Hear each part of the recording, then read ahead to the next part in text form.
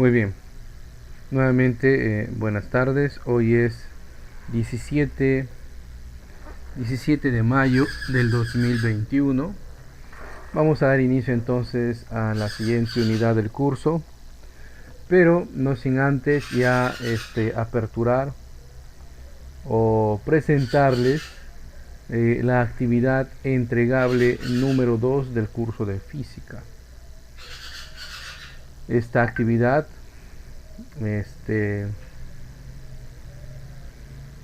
esta actividad está de más decirlo, pues se ayuda, ¿no?, a resolver según los conocimientos que hemos obtenido hasta el momento, ¿no? Muy bien. Entonces, acá en este material, usted puede notar, en la primera página es parecido a lo que veíamos en la actividad entregable 1, ¿no? Y es parecido también a lo que vemos en la actividad entregable 1 de matemática, donde nos propone pues nos plantea algunos pasos a seguir para resolver el trabajo, ¿no? Como planteamiento del problema, punto 2, resolución del problema, punto 3, presentación de los resultados. Muy bien. Y en la siguiente página nos da algunas indicaciones, ¿no? Algunas indicaciones que debe de tener nuestra presentación de nuestra actividad. Pero ya como es costumbre, en este semestre, ¿no? Se ha indicado o se les ha pedido que lo mínimo que les pido, ¿no? Lo mínimo que les pido, ¿no?, es que cuando resolvemos los casos planteados, pues lo mínimo es copiar los casos en un papel, resolverlos ahí, ¿no?, tomarles una captura, una foto, y eso pues subirlo, ¿no? Eso subirlo. Y eso valida como actividad, ¿no? Pero lo cierto es que necesariamente, eso sí, necesariamente tienen que subir la actividad, ¿ya? Tienen que subir la actividad. No dejen pues vacío, ¿ya? No dejen vacío o no dejen de enviar. Disculpe por interrumpirle. ¿Sí? Profesor, yo he entregado la actividad, ¿cómo se llama?, de física y química. Creo que eran dos actividades, pero yo creo que muy adelantado le he resuelto y le había enviado ya. Todo está resuelto de la química y física. Ya, entonces voy a proceder a revisar. Si es así el caso, le confirmaré. Sí, profesor, estoy como Malén y Díaz Acuña. Por acaso usted nos dice si se lo olvida. Ya, ok. Bien, entonces en esta actividad, como siempre, se plantea una situación en la cual pues sumerge al alumno en una situación real de trabajo, quizás de repente no tanto en su especialidad, pero simula pues un ambiente real, ¿no? Acá les presenta la situación contextualizada. Les leo, dice ahí: estimado aprendiz, en este momento usted es parte del equipo de colaboradores de la minera INTI S.A. Es una empresa peruana que se ha mantenido su firme compromiso en el cuidado del medio ambiente, apoyo social a los problemas cercanos, a las poblaciones cercanas, perdón, y velar por la seguridad de sus colaboradores. De esta manera poder generar un desarrollo sostenible que impacta de manera positiva al futuro de nuestro país. Se le asigna tareas que debe resolver, sustentar sus resultados y obtener las conclusiones de las mismas. Situación 1.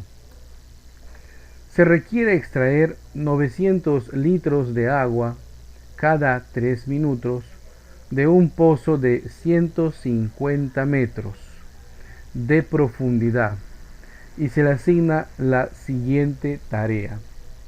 1. Calcular la potencia necesaria que debe tener el motor de la bomba de agua. Para los cálculos considere una situación ideal donde no hay pérdida de energía. Exprese la potencia en caballos de vapor y en caballos de fuerza.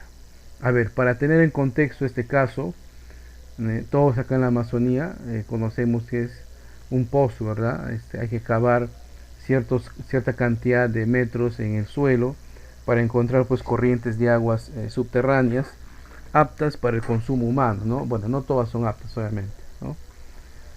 Acá nos dice que se ha cavado pues 150 metros, ¿no? 150 metros. Dice, de ahí, de esa profundidad, vamos a extraer los 900 litros de agua, ¿no?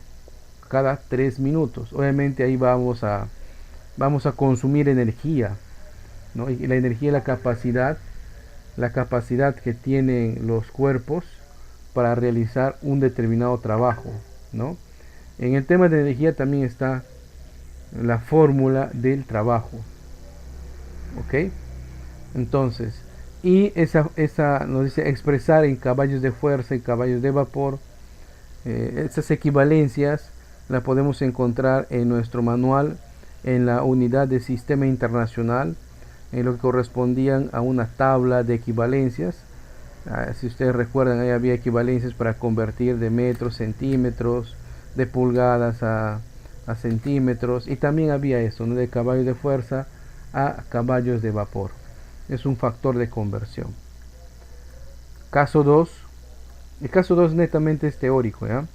Teniendo en cuenta que los motores indican cuál es su potencia nominal y en una situación real los motores tienen pérdida de potencia, explique usted con ejemplos qué significa eficiencia de un motor. Bien, ese valor nominal es el valor teórico, pues el que está inscrito pues en la ficha técnica de cualquier motor, ¿no? O de cualquier artefacto capaz de realizar un trabajo, ¿no?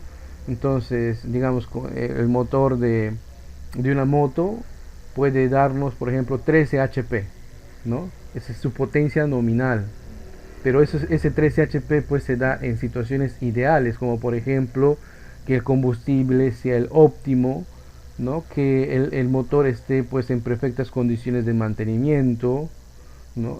Que en la pista pues no haya irregularidades. Bajo esas condiciones ideales se prestaría pues para que el motor entregue esa potencia que nominalmente, entre comillas, teóricamente está destinada a entregar.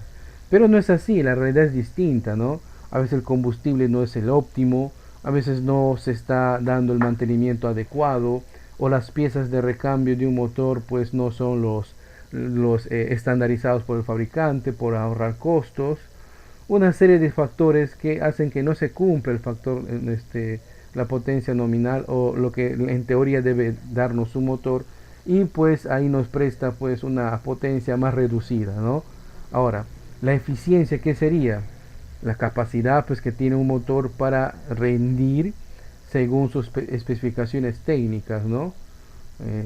Nosotros pues hemos estudiado este factor de eficiencia en la parte de matemáticas, sobre todo en regla de 3. Es una pregunta teórica, ustedes pueden poner algunos ejemplos, ¿ya? Si desean pueden volver a revisar el material, o en todo caso pueden revisar en la web qué es una eficiencia, cuando un motor es eficiente.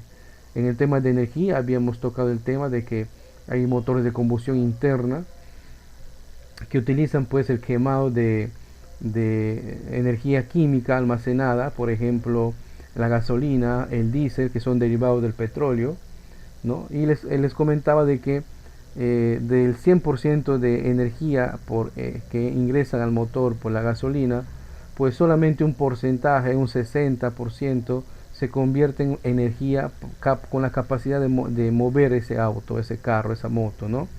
Y el resto se convertía en calor. Entonces, ¿qué eficiencia tenían? Bueno, ahí era para hacer una simple aritmética, ¿no? Por eso es que se está migrando o se tiende a migrar, esa es la tendencia, a los motores eléctricos. Los motores eléctricos tienen una eficiencia, por ejemplo, de más del 90%, ¿no? ¿Qué significa eso? Que la energía que está almacenada en esas baterías, ¿no? Son, son transformadas en energía cinética y se pierde solamente un 10% ¿en qué? En calor o de repente en los rodamientos, porque ahí también hay un desgaste, etcétera. Entonces hay varios ejemplos que nosotros podemos encontrar en los manuales o en la web. Situación 2. En una prensa hidráulica, un camión de la empresa que tiene 1,8 toneladas de masa, ojo, nos ponen masa, está colocado sobre un pistón, ahí está el pistón B, de 1 metro de radio, y se solicita lo siguiente. Recordemos que una prensa hidráulica, el pistón donde el que va a hacer la fuerza tiene que ser del mayor diámetro posible, ¿no? Y el pistón donde se va a ejecutar o donde va a estar nuestra fuerza, nuestras manos, acá por ejemplo, pues tiene que ser la más pequeña posible. Obviamente al darnos la masa, hacen la referencia que para calcular el peso hay que multiplicarle por el valor de la aceleración de la gravedad, que si no nos dan pues un valor redondeado, ya se manejará el valor de 9,8. Situación 1, miren, caso 1. El pistón A tiene un radio de 20 centímetros. Es este de acá, el más pequeñito. ¿Qué fuerza mínima se le debe aplicar al pistón A para levantar el camión? ¿Cuál es la presión ejercida en el pistón A? ¿Cuál es la presión ejercida en el pistón B? Si duplicamos la medida de radio del pistón B, ¿cuál sería la fuerza mínima que se debe aplicar al pistón A para levantar el camión? ¿Cuál es la presión ejercida en el pistón A? ¿Cuál es la presión ejercida en el pistón B? Bien, en ambos casos son las mismas preguntas, pero bajo distintas situaciones, ¿no? En el caso 1 se mantiene el radio del pistón B 1 metro, pero en el caso 2 se duplica, o sea, de 1 metro se pasaría a 2 metros. Acá deben utilizar la fórmula de presión 1 igual a presión 2, o sea, presión en el émbolo A será igual a presión en el émbolo B, y la presión ustedes saben que es fuerza dividida entre el área, pero esta será la fuerza aplicada en el émbolo A y este el émbolo B o este pistón B, ¿no? Entonces en cada uno de ellos vamos a tener un área determinada, ¿no? A veces se puede calcular, ahí podemos calcular el área, ¿no? Porque el área de un círculo está dado por pi radio al cuadrado, ¿verdad? Basta tener el valor del radio, podemos calcular el valor del área, ¿no? Pero ojo a eso, el área del radio, el radio B me están dando en metros y el radio A me están dando en centímetros, así que debemos hacer una conversión previa antes de efectuar los cálculos. Tengan cuidado en eso, ¿ya? La pregunta 3. Las magnitudes, presión, fuerza y área, ¿cómo se comportan? Directamente proporcional, inversamente proporcional. Bien, en la clase de presión hemos dicho que a mayor presión pues hay que reducir el área, ¿verdad? Porque para reducir el área, por ejemplo, teníamos el caso de el filo de los cuchillos, ¿no?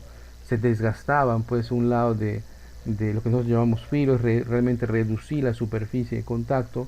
Entonces cuanto más pequeña el área, aumentaba tremendamente la presión. En cambio, cuando aumentábamos el área, ¿no? Era para disminuir la presión, ¿no? Cuando poníamos el caso de una columna, ¿no? De una viga, lo que ponían los albañiles, las zapatas dentro de la construcción. Entonces ahí claramente ustedes pueden determinar si es DP o si es IP. Fechas para la entrega de esta actividad. Creo que es un tiempo prudente que se entregue dentro de la primera semana, a más tardar dentro de la primera semana del mes de junio. ¿ok? Entonces, dentro de la primera semana del mes de junio, el 1, 2 o 3 o 4 o 5, para para poder enviar esta actividad, ¿ya? ¿Pueden hacerlo antes? Claro, pueden hacerlo antes. ¿Pueden hacerlo después? Sí, pueden hacerlo después, pero yo les recomendaría de que se programen.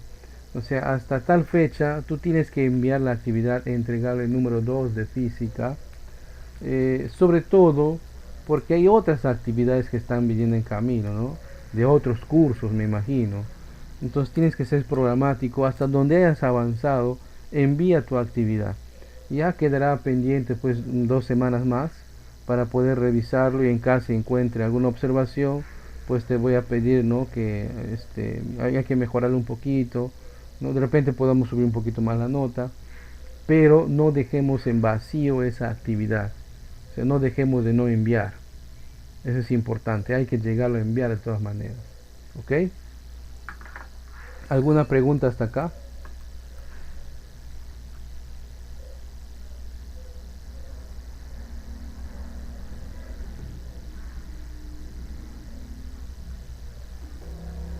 No hay consultas, vamos entonces a pasar a nuestro tema de hoy. Antes de eso, permítame compartirles justamente este archivo de la actividad entregable 2. Les voy a pasar dos formatos, ¿no? El mismo archivo pero en dos formatos. Uno es en Word, que es originalmente como está en el Blackboard, y otro es el convertido a PDF, porque algunos de ustedes tienen un celular, de repente no tienen el aplicativo de ofimática, pero sí tienen para poder abrir pues un archivo PDF, ¿no? Entonces no son dos tareas, ojo, es una misma tarea, pero estoy enviando en dos formatos distintos. Me confirman por favor su recepción.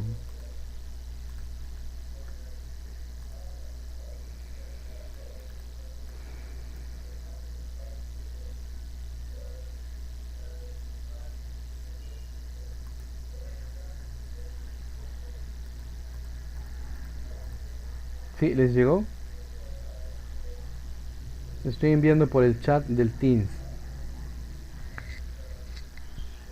Sí, profesor, ya me ha llegado. Muy bien. Ahora les voy a enviar el material de esta unidad. Los 4 archivos PDF y un archivo en Word, ¿no? Los 4 archivos PDF, ya saben, son el contenido en la parte teórica, el libro de trabajo, los ejercicios de autoestudio, y el archivo en Word son los casos de reforzamiento, y todos estos no son inventados por el instructor, son planteados ahí en el Blackboard, ¿no? Ahí les estoy enviando también. Si alguien tiene la amabilidad de compartirlo en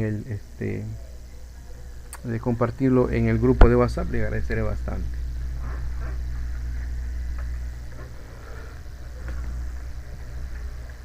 Muy bien.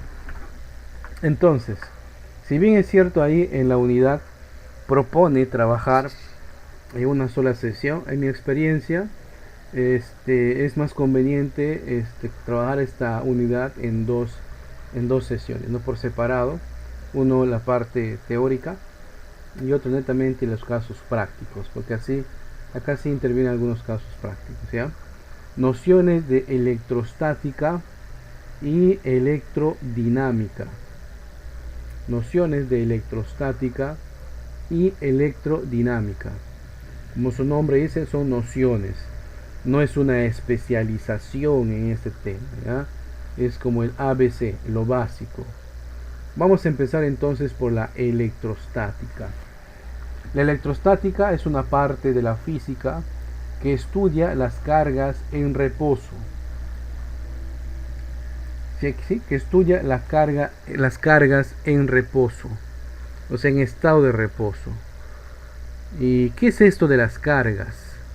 No entiendo, profe, ¿qué es esto de las cargas?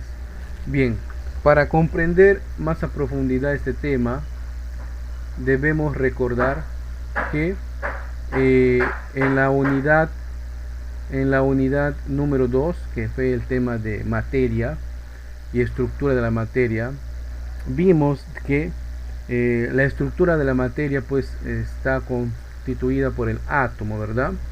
El átomo. Y dentro del átomo había ciertas partes como son el núcleo, ¿no? Dentro del núcleo encontrábamos el protón y el neutrón, ¿correcto? Partículas subatómicas. Alrededor del núcleo, y como si fuera pues una luna o un planeta orbitando cerca de él, estaban pues los niveles de energía. Y además les he aclarado que esta es una forma pues no tan correcta de entender el modelo atómico, ¿no? En realidad pues el modelo atómico tiene mucho que ver con cálculos probabilísticos. Entonces, pero comprender eso en nivel secundario de repente resulta un poquito muy abstracto, y por eso es que en los libros todavía se sigue manteniendo este tipo o este gráfico, ¿no? De representación de el modelo atómico, ¿no? Es una especie como si fuera un mini sistema solar, ¿no? Donde tenemos el átomo y alrededor de los electrones. Pues muy bien, en este señor nos vamos a fijar en el electrón, ¿ya? Entonces, en la naturaleza pues tenemos elementos, ¿sí? Varios elementos, incluso hay una tabla periódica de elementos. Dependiendo de los elementos, vamos a tener pues átomos que tienen más niveles, menos niveles, más electrones en un nivel, menos electrones en otro nivel. ¿Ok? Lo cierto es que ciertos materiales tienen las propiedades de electrización muy fáciles. ¿Cómo es eso, profe? O sea, hay materiales como por ejemplo el vidrio, la franela, que se pueden electrificar, cargar, ¿sí? Cargar de partículas un material o parte de un material. El ejemplo clásico que nos ponen aquí en el manual es el vidrio, ¿verdad? Pero yo les voy a poner uno más fácil. Incluso esto se hacía, bueno, solía hacerlo en mis temas presenciales, en mis clases presenciales. Se inflaba un globo, ¿no? Y luego se procedía a frotar o a rozar el globo en el cabello. No importa si era cabello largo, cabello corto, lo frotábamos en el cabello. Ese acto de frotar el globo en el cabello hacía que el globo se cargue eléctricamente, ¿sí? Se cargue eléctricamente. Existen dos tipos de cargas, positivas y negativas. ¿Cuándo son positivas? Aquí está. Se dice que una carga es positiva cuando el átomo pierde electrones. ¿Sí? ¿Dónde? Porque aquí está. Este es. ¿Ya? Este es. Se dice que una carga es positiva, generalmente se representa así, ¿no? Se dice que una carga es positiva cuando un átomo pierde electrones, uno o más electrones.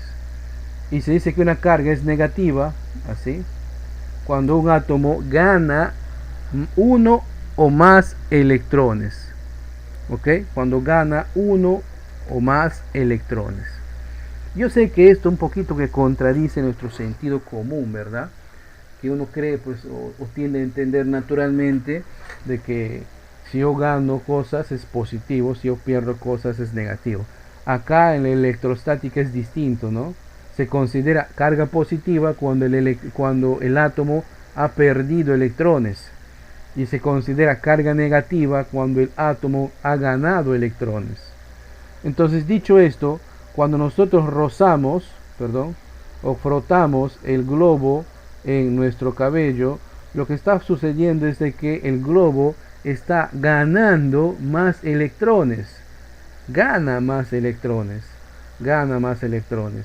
¿Qué significa eso? Que se carga eléctricamente de cargas negativas.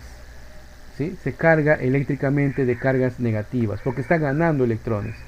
Y a nosotros llevar el globo así ya cargado de esa carga negativa eléctricamente, si lo acercamos a unas picapicas o lo que llamamos pues trocitos de papel, lo que vamos a notar es de que el globo atrae esas tiras de papel. las atrae. ¿Por qué? Porque por la misma razón que nosotros explicamos en la clase anterior, que la naturaleza siempre tiende a estar en equilibrio, ¿sí? Si nosotros representamos acá una tira de papel, ¿no? Normalmente esta tira de papel está inerte, ¿no? Está en equilibrio, o sea, tiene las mismas cargas positivas y las mismas cargas negativas. Entonces, ¿qué pasa? Acercamos al globo un montón de la cara que hemos frotado del globo, y esta pues tiene una sobrecarga de negativa, o sea, porque ha ganado electrones. Entonces, dentro de la superficie del globo hay un desbalance, y la naturaleza trata de mantener todo en equilibrio. Entonces, si hay misma cantidad de positivos, tiene que haber misma cantidad de negativos. En la cara del globo hay una cantidad de negativos. Entonces, ¿qué hace? Comienza a extraer de lo más cercano a él cargas positivas. Y lo que atrae pues son estos papelitos, estas tiras de papel, ¿no? ¿Por qué? Porque la tira de papel tiene cargas positivas y trata de completar, trata de entrar en equilibrio con él. Y esta atracción es tan fuerte que levanta la tira de papel, ¿sí? Vence la gravedad, fíjense ustedes, vence la gravedad y levanta esta tira de papel. Es una fuerza grande. Es el mismo fenómeno que ustedes pueden ver, por ejemplo, en el clima, los rayos, ¿no? Las nubes al estar rozando constantemente con la atmósfera, con el aire, ese roce genera pues de que la nube se cargue de cargas negativas, o sea, gane electrones, ¿no? Que vamos a dibujar acá. Hace pues que la nube, vamos a una nube, ahí está una nube, esa nube, el continuo roce de la nube con el aire hace que se cargue pues de elementos negativos, ¿no? Entonces, para que esté en equilibrio, generalmente si la nube está a una muy alta altura, normalmente de otra nube que está a un nivel más bajo, coge las cargas positivas y hay un intercambio. Y ese intercambio tan rápido genera pues esos chispazos que nosotros llamamos relámpagos. Pero si la nube está lo suficientemente baja en el suelo, entonces el suelo, como está en equilibrio, o sea que hay tantas cargas positivas como cargas negativas, pues entonces va a quitar cargas positivas desde el suelo, y eso es lo que genera pues el fenómeno que nosotros llamamos un rayo, ¿no? Un rayo que normalmente pues va a ascender, no va, asciende, y siempre lo va a hacer de la superficie o el elemento que esté más alto. Por eso es que cuando ustedes están acá en la Amazonía, en las playas, en playas, y va a llover, si no hay bosque cerca, es prudente de que ustedes se retiren, porque ustedes van a ser el punto más alto en metros, o en decenas de metros, o quizás en kilómetros a la redonda. Imagínese si se acerca con usted una nube pues que está muy cargada, pues va a buscar descargarse en el suelo, y usted es el punto más elevado y por usted va a pasar. Entonces es peligroso eso, ¿no? Entonces, ¿qué es conveniente hacer? Pues estamos en las playas, sobre todo acá en la Amazonía. Obviamente en la costa no va a pasar esto, ¿no? Se acerca pues unas nubes, es prudente pues alejarse, buscar zonas elevadas donde hay árboles, ¿no? Porque usted ya no se convierte en el punto más alto, ¿no? Usted no se convierte. Obviamente esto en un auto, en un carro, pues no te va a pasar, porque el carro te protege, ¿no? Les protege, ¿sí? Entonces, no olvidar estos dos fenómenos, ¿no? Relámpago, rayo. Se calienta tanto que se dice que es más caliente que la superficie del sol. Claro, durante microsegundos, pero es suficiente como para matar a una persona si le golpea de lleno, ¿no? Hay personas que han sobrevivido a golpes de rayos. ¿Por qué? Porque seguramente en el transcurso del camino el rayo ha hecho un arco sobre la persona y no haya pasado sobre él. Pero si pasa sobre él, o sea, si esos electrones pasan por por la persona, generalmente queman los órganos internos de la persona. Entonces muere más que todo por quemaduras internas. Es como si por dentro hubiera sufrido quemaduras. Es una muerte horrible, obviamente, ¿no? Pero se puede prevenir, ¿no? Ya saben ustedes. En los edificios, obviamente, acá en las ciudades, existen pues antenas, y dentro de las antenas pues hay sistemas que previenen pues esas caídas de los rayos, ¿no? Pero a veces se escapa, ¿no? Quien ha escuchado historias a veces en tormentas acá en la Amazonía, que llegan a caer cerca y a veces hasta se malogran los artefactos, ¿no? ¿Por qué se malogran los artefactos? Porque a veces en las torres de alta tensión, ¿no? Acá hay torres de alta tensión donde viaja la corriente eléctrica hacia nuestras casas, ¿no? Acá está mi casita, ¿no? Y ahí está mi televisor. Y normalmente pues también hay electrones que están circulando por acá, ¿no? Y cuando una nube se acerca, va a coger de todos lados pues los electrones positivos para poder equilibrarse. A veces también lleva desde acá un poco, y cuando se descarga caen como si fuera una enorme ola, y esto pues va, ¿no?, como una sobrecarga a los equipos eléctricos. Obviamente terminan pues malográndolo, ¿no? Terminan malográndolo. Bien. Entonces, es lo que respecto a la electrostática. No olviden, existen dos tipos de cargas, las positivas y las negativas. Las positivas son las que tienen átomos que han perdido electrones, y las negativas son átomos que han ganado electrones. En la naturaleza siempre tiende a que los cuerpos estén en equilibrio, que tengan la misma cantidad de cargas positivas que de cargas negativas. Ahora, esto de las cargas se da porque existe una ley de cargas. Se llama así, ley de cargas, o sea, algo que se cumple. ¿Qué nos dice? Que cargas de igual signo se repelen. ¿Qué significa eso? Por ejemplo, cargas positivo con positivo se van a repeler. Negativo con negativo se van a repeler. Positivo con negativo, o sea, cargas de signos distintos se atraen, ¿sí? Cargas de signos distintos se atraen. ¿Ok? Esta es la ley que se cumple, la ley de los signos en la electrostática. Recordemos que hay una fuerza que hace que se repelen y se atraigan. El ejemplo del globo y la tira de papel. Esto lo podemos observar en un imán, ¿no? Si nosotros cogemos un imán, esos clásicos negritos, ¿no?, tipo roscas que envuelven a veces los audífonos o los parlantes de las radios. Si uno coge ese imán y lo rompe y trata de unirlos, de pegarlos, va a sentir pues como una fuerza que impide que se peguen o que se unan esas partes. ¿Por qué?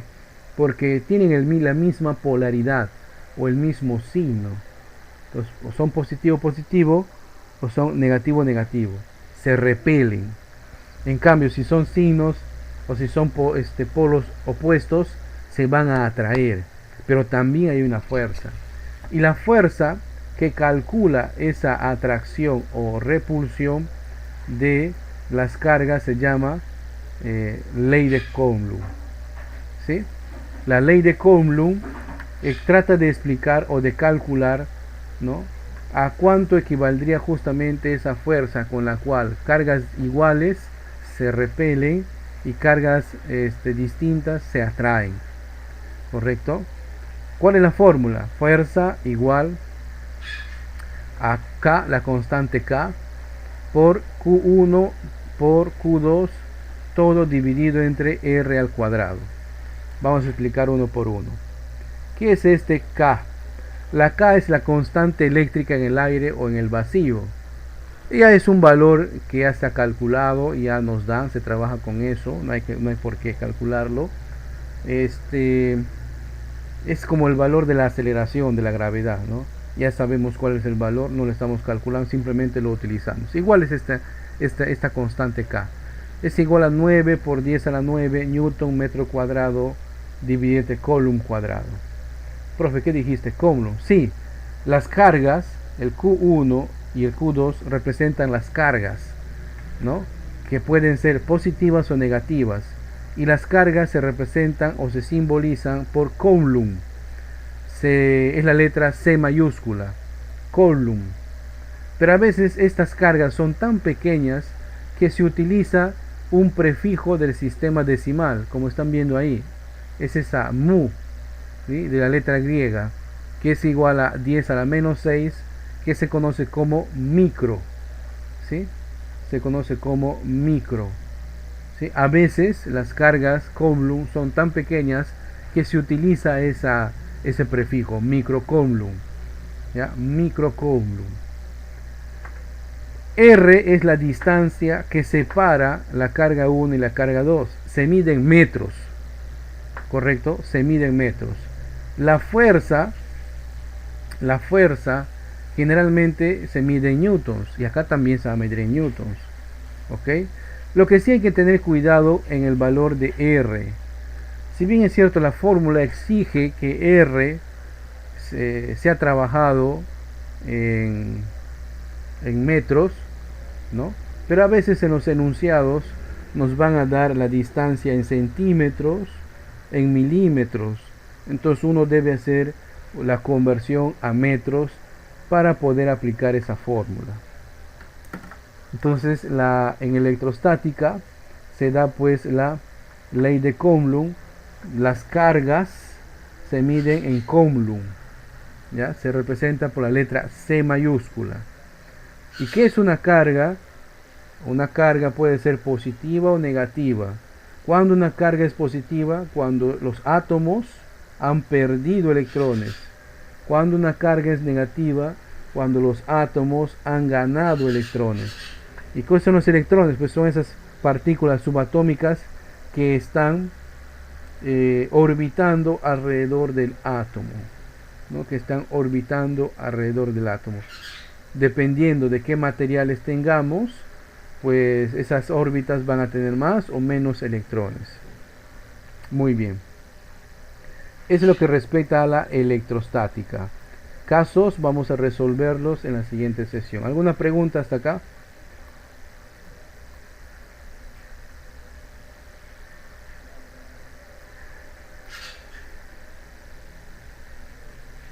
Muy bien, continuamos entonces. Ahora vamos a ver la otra parte del curso, la electrodinámica. Como su nombre dice, ya hay un dinamismo, ya hay un movimiento. ¿Movimiento de qué? Movimiento de las cargas, ¿no? Si la electrostática estudiaba las cargas en estado de reposo, ¿ya? La electrodinámica va a estudiar el fenómeno de las cargas, pero en movimiento. O sea, las cargas ya moviéndose, ¿ok? Y para que las cargas se muevan, necesitan algo sobre cuál hacerlo. Y ese algo se conocen como conductores, ¿ya? Se conocen como conductores o medios conductores. Todos los cuerpos, ¿sí? Todos los elementos tienen la capacidad de poder conducir los electrones, pero uno más que otros son mejores o buenos conductores, que se llaman. ¿Cómo así? Generalmente los metales, ¿no? Los metales son los elegidos para conducir la electricidad, ¿sí? Los electrones, todavía no digo los electrones. Entonces, en la electrodinámica es la parte de la física que estudia el fenómeno del movimiento de las cargas. Ese movimiento de las cargas se dan a través de un medio conductor. Entonces ahí nace el concepto de corriente eléctrica. La corriente eléctrica, así como la corriente del agua en un río, ¿ok? La corriente eléctrica es la cantidad o es el flujo de cargas que van a través de un medio conductor. Generalmente son los metales los llamados a ser los mejores conductores de la electricidad, ¿sí? O de la corriente eléctrica, ¿correcto? De la corriente eléctrica. ¿Por qué? Porque presentan menos resistencia al flujo de los electrones, porque las cargas en realidad son flujo de electrones, ¿ok? Existen otros materiales que no son buenos conductores o presentan mucha resistencia al flujo de electrones, como por ejemplo la madera, el plástico, ¿no? El plástico es un derivado del petróleo y es el que se utiliza normalmente como material aislante. Las herramientas para trabajo eléctrico o electrónico vienen aisladas con ese material, con plástico, ¿no? Que son un derivado del petróleo. ¿Ok? Entonces, para que quede claro el concepto, acá me detengo. Otra vez nuevamente, la electrodinámica es una parte de la física que estudia el fenómeno del movimiento de las cargas. Ya no están estáticas, están moviéndose. Entonces, este movimiento crea el siguiente concepto, lo que es corriente eléctrica. Al igual que la corriente de un río, es el flujo de cargas de electrones a través de un conductor, de un medio conductor. Por lo general son los metales. Los metales son los mejores conductores. Es más, para trabajos eléctricos, electrónicos, sabemos de que los cables de corriente eléctrica son hechos a base de cobre. El cobre es un metal, ¿verdad? El cobre es uno de los mejores conductores, el oro, el platino. Obviamente por razones económicas, los tendidos eléctricos no están hechos de oro, ¿verdad? Ya sabemos por qué. Es más, fíjense, hace un par de años, acá en Iquitos, comunidades o pueblos enteros de un momento a otro se quedaban sin fluido eléctrico. ¿Qué pasaba? Que por el camino por donde venía la corriente eléctrica, personas malintencionadas cortaban los cables de cobre. Esos cables de cobre lo quemaban y lo vendían como chatarra. O sea, el precio del cobre y el mercado estaba tan alto de que valía la pena hacerlo, ¿no? Ahora es un poquito más dificultoso, claro, porque ya si ustedes han visto, la empresa Electrooriente, que es la encargada de regular aquel servicio, ya instala postes más altos, ¿no? Más altos, ¿ya? Incluso los cables vienen con un recubrimiento de acero, de tal manera de que dificultaría pues que una persona normal recorte pues ese cable, ¿no? Necesitaría pues una presión muy alta. Por eso es que se minimizaron esos casos, pero sí existieron, ¿eh? Existieron. Muy bien. También debo decirles de que hay ciertas investigaciones. Por ejemplo, hace un par de años en un proyecto de investigación científica se determinó, por ejemplo, que la cerámica, hay un tipo de cerámica, al ser sometidos a un clima bajo, o sea, seca casi al cero absoluto, no tendrían, al momento de pasar electricidad o electrificarlos o de conducir electricidad por medio de esa cerámica a esa temperatura, no presentaban pérdidas de corriente. ¿Qué significa esto, profe? Cuando desde la planta de central eléctrica se envía mediante cables la electricidad a distancias, ese trayecto y el mismo hecho que el metal 100% no deja pasar la corriente, algo se pierde, ¿no? Entonces en el camino se va perdiendo una cantidad. Entonces del 100% llegará pues un 90 a un 80%. En cambio esta investigación de este cerámico que les cuento, ¿no? Tenía una eficiencia de un 100%, no se perdía nada. Seguramente de acá a un par de años, una década, seguramente se tendrá más avances respecto a esa tecnología. Interesante la tecnología. Muy bien. Entonces ya queda claro que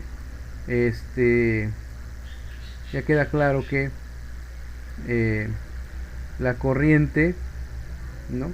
La corriente eléctrica es el flujo de electrones por un cable conductor, ¿verdad?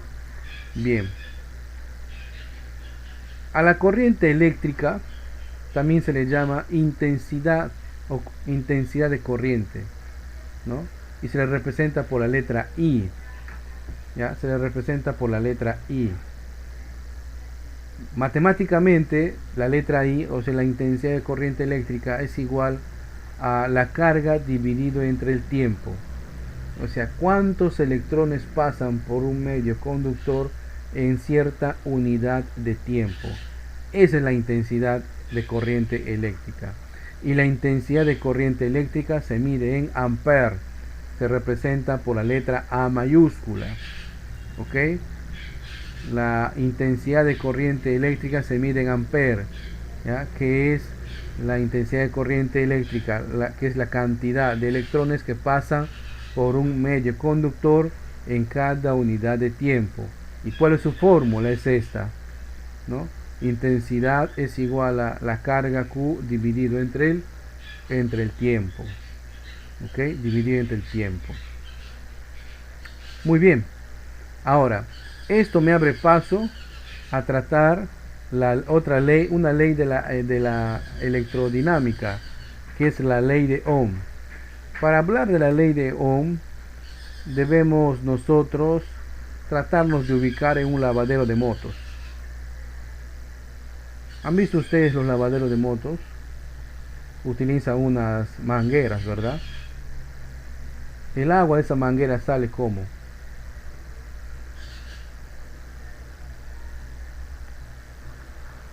¿Con fuerza? ¿Sin fuerza?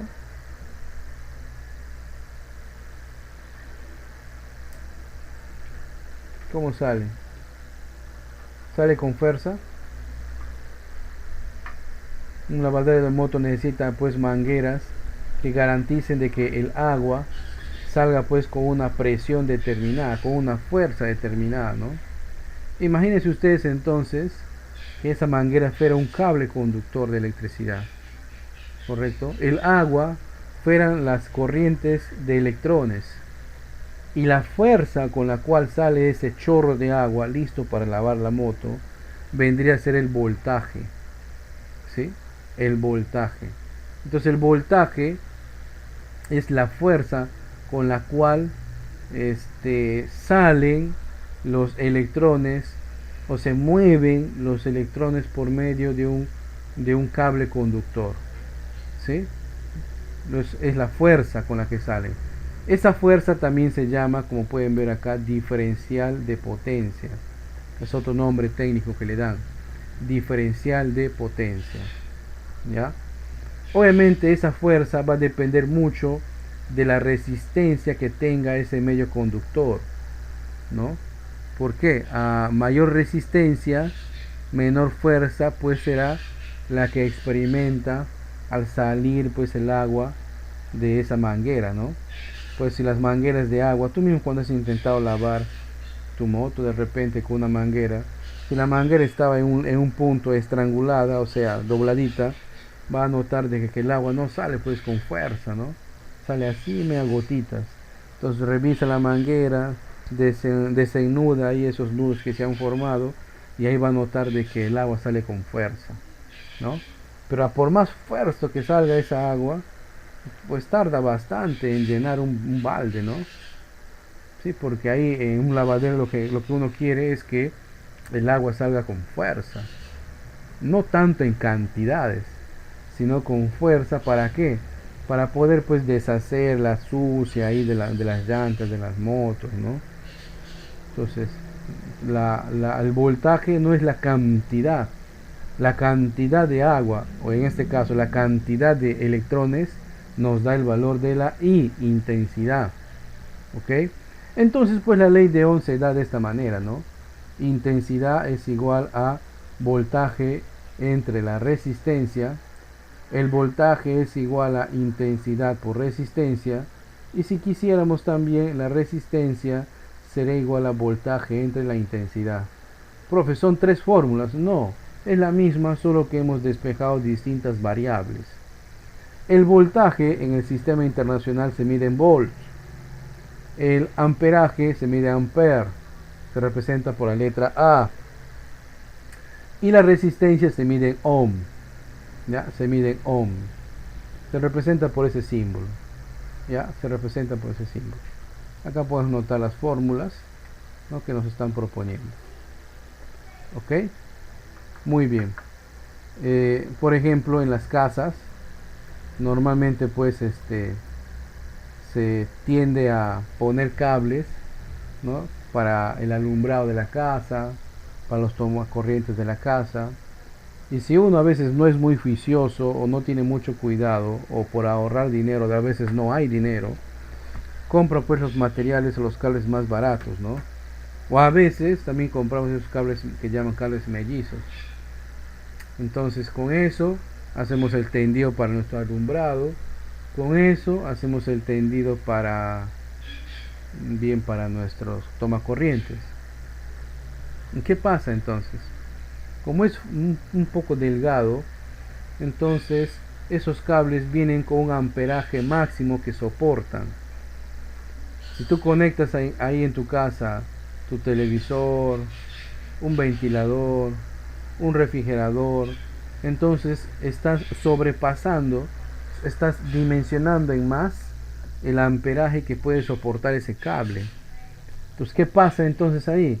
Ese cable, pues como hay muchos electrones que están circulando sobre él, entonces comienza a recalentarse, se calienta y muchas veces se derrite.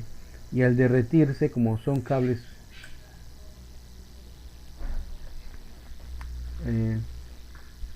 ¿me escuchan?